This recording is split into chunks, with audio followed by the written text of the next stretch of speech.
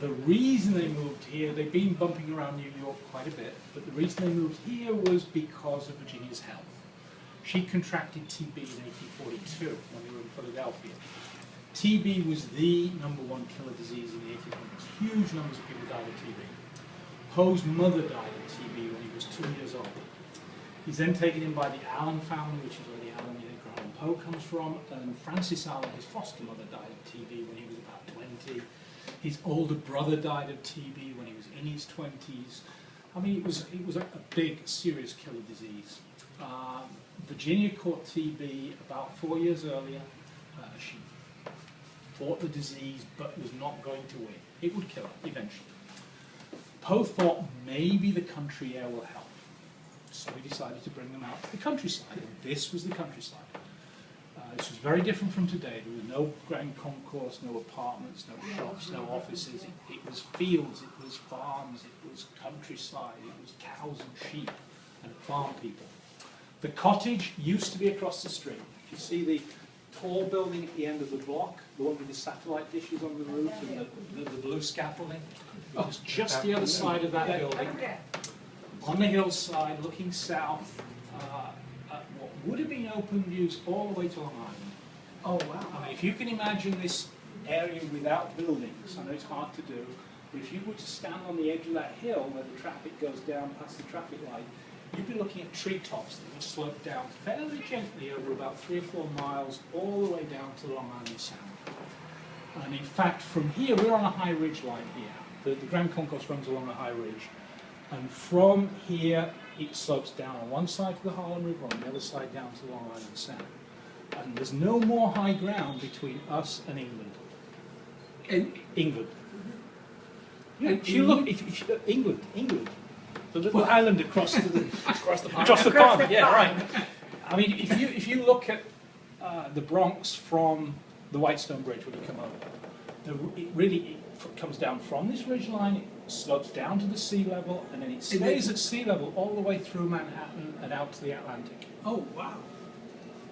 You know, you get the air from the Atlantic Ocean coming in here. And the cottage was physically moved in 1913. It was in the way of development. The then owner wanted to make money on it. The city had been under pressure from the New York Shakespeare Society to preserve the cottage, and so they physically moved it onto Poe Park. Poe Park was established in 1902, so the park had been established for over 10 years. And they decided to move the cottage, and they moved it in one piece. They did not take it to bits and rebuild it. This is not a reconstituted cottage, this is the cottage. The floors that you're walking on, the walls, the ceilings, as they were when Poe was here. I mean, it's been repaired, it's been renovated over the years, but the basic structure is still intact. Yes, exactly. There's a photograph as you go into the next room on the left, a large photograph of the cottage before it was moved. And you can see from that, really nothing changed. It's the same structure. Yeah. It's just a different place. Now, the museum has a couple of unique characteristics. Firstly, it's the last surviving residential structure from Old Fort.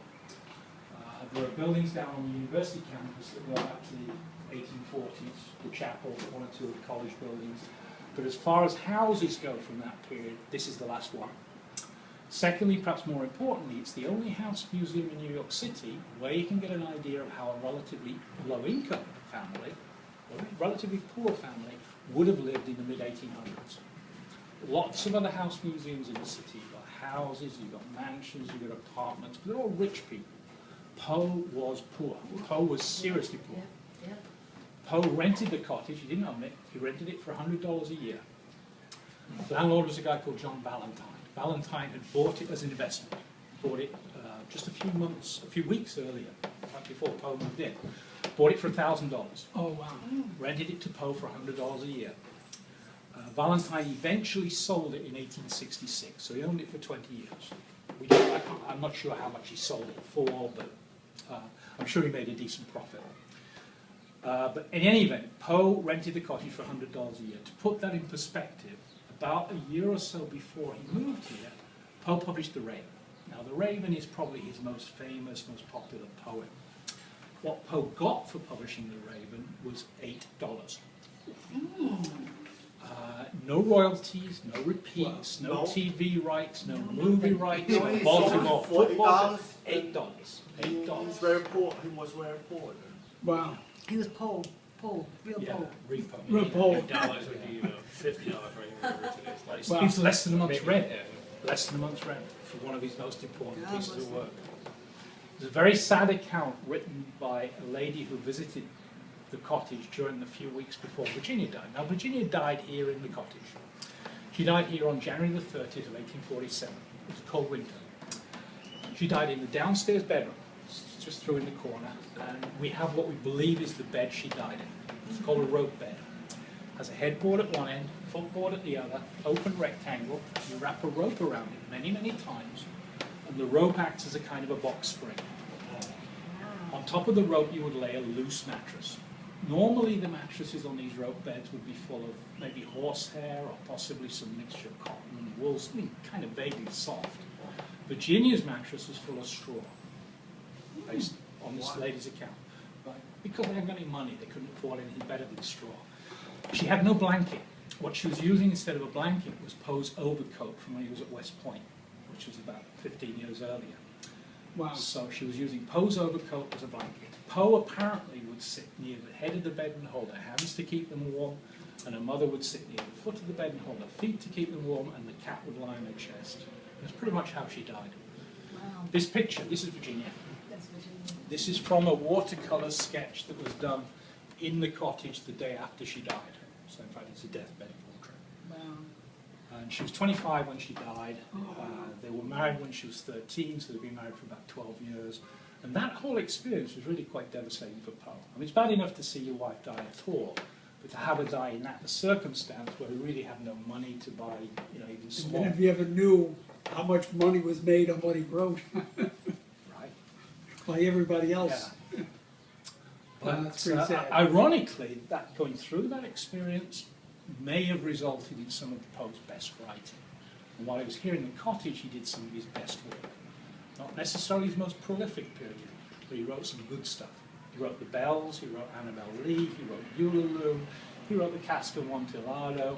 The work that he was most proud of, that not many people have heard of, is Eureka. Oh, Eureka is, he describes it as a prose poem. It's really just prose. It's a 120-page long, 150-page long, rambling discourse about the universe. It's about the origins of life. It's about God, spirituality. It's Poe's dealing with having watched his wife die and beginning to think about his own mortality and trying to think, what are we doing here? Where have we come from? Where are we going? What's life all about? And Eureka was his response to that. Now, didn't he talk to some of the priests at Fordham? Yes. Didn't they have him down? They found him a very interesting person to talk to? He would socialize with them. I mean, for him, they were like an oasis in the desert. Oh, okay. I mean, you've got this very intelligent, very cerebral, very well-educated guy, and he's in the boondocks. He's surrounded by cows and sheep and farms and farm people. And the Jesuits down the road were the only ones probably within a 5-mile radius of anything like his intellectual level. Yeah. And it's said that he would smoke, drink, and play cards with them until the late hours of the night, and they'd talk about everything under the sun except religion. Oh, wow. something. That was something. And actually, they gave him library privileges. So, I mean, he, you know, a couple of hundred yards down the road, he's got access to a very well-stocked library that he could go and sit and read in, write in, hang out in. And that must have been a tremendous advantage to him.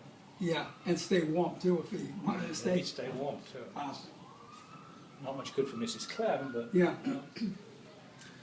So, After his wife died, he stayed in the cottage. yes, he was living in the cottage when he died.